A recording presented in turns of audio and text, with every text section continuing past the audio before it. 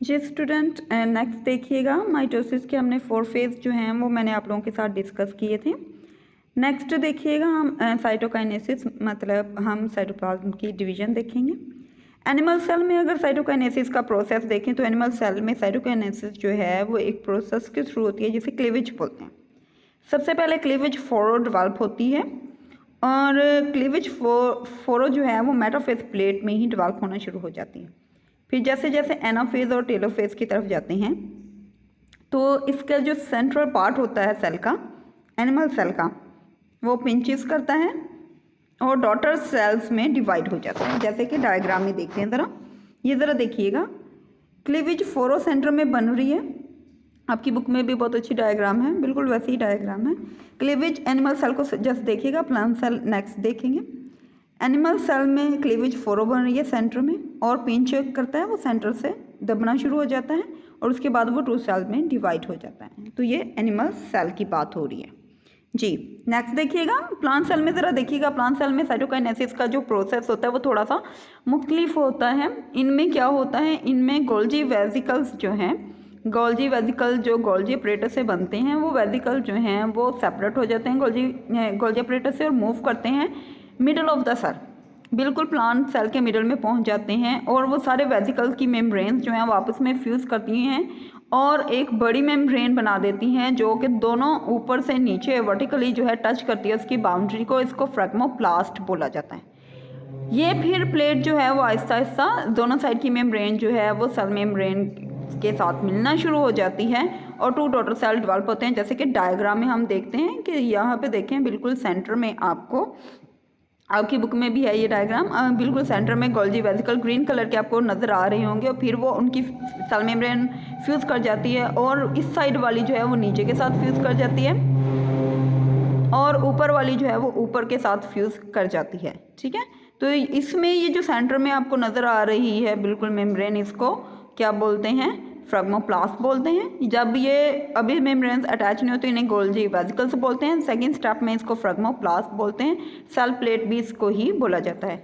तो cytokinesis plant में जो है वो फ्रैग्मोप्लास्ट फॉर्मेशन की वजह से थोड़ी सी चेंज होती है जी। ज़रा नेक्स्ट टॉपिक पे आते हैं सिग्निफिकेंस ऑफ माइटोसिस। हम सबसे पहले तो देखते हैं कि माइटोसिस का प्रोसेस जो है वो कुछ ऐसा था कि हमने शुरू में जब इसका पहला टॉपिक देखा माइटोसिस का तो उसमें ये था कि ये हमेशा मेंटेन करता है क्रोमोसोम नंबर का, जितने पेरेंट सेल में होते हैं उतने ही नेक्स्ट जनरेशन में आते हैं। इसलिए हमारे हर सेल में, डॉटर सेल में, सोमैटिक सेल में एज वेल जाइगोट में भी कितना नंबर होता है, हमेशा 46 क्रोमोसोम नंबर होते हैं और नेक्स्ट से नेक्स्ट जनरेशन में भी हमेशा 46 ही होंगे। माइटोसिस का प्रोसेस होता ही इसलिए कि ये हमारे क्रोमोसोम नंबर को जो है वो मेंटेन करें।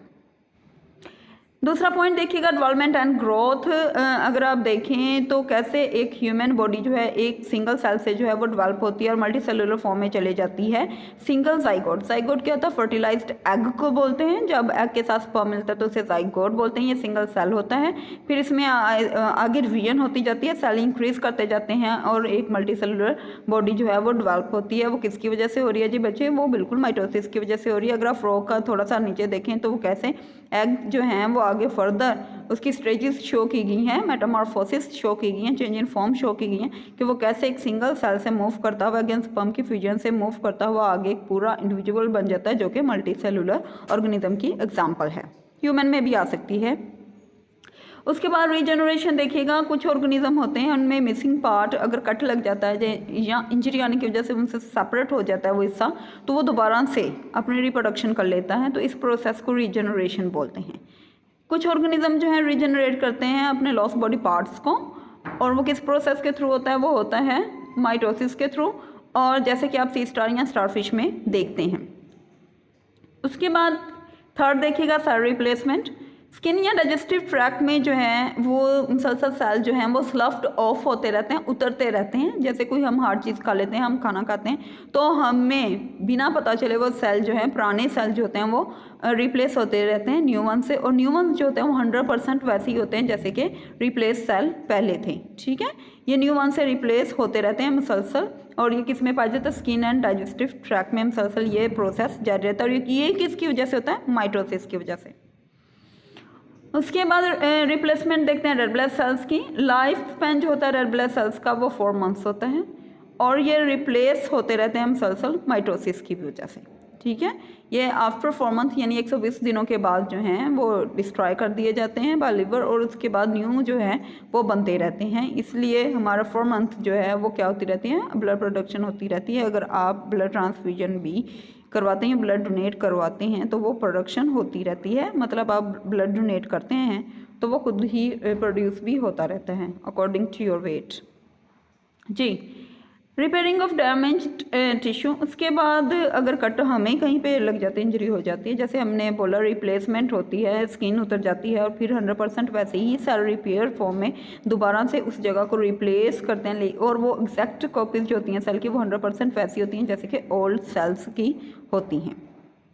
जी, आगे सिग्निफिकेंस देखते हैं माइटोसिस की अदर ऑर्गेनिज्म में। एसेक्सुअल रिप्रोडक्शन में या वेजिटेटिव प्रोपगेशन अगर हम देखें तो वो भी एसेक्सुअल या माइटोसिस की ही एग्जांपल हैं। कुछ ऑर्गेनिज्म जो हैं वो न्यू ऑफस्प्रिंग बनाते हैं विद द हेल्प ऑफ बड उनकी बॉडी पे अपीयर होता है, जैसे आप सामने देख रहे हैं बडिंग में कि फर्स्ट डायग्राम में अगर देखें 1 में एक छोटा सा बड निकला है, फिर वो आहिस्ता आहिस्ता साइज में इंक्रीज होता जा रहा है, 3rd में देखें वो उससे भी बढ़ता जा रहा है, 4th में वो उससे सेपरेट हो गया और वो 100% किसके जैसा है, अपने पेरेंट बॉडी जैसा है। तो ये माइटोसिस के थ्रू ये प्रोसेस होता है। उसके बाद वेजिटेटिव प्रोपगेशन में क्या होता है, there is no need of against sperm, तो यहाँ से सेल लिए जाते हैं, उनको न्यूट्रिएंट्स दिए जाते हैं और फिर उनको जो है दोबारा से क्या किया जाता है, दोबारा से उनकी कल्टीवेशन करवाई जाती है अंडर कंट्रोल्ड कंडीशन से। इसमें अगेंस्ट स्पर्म जो है वो हिस्सा नहीं लेते हैं।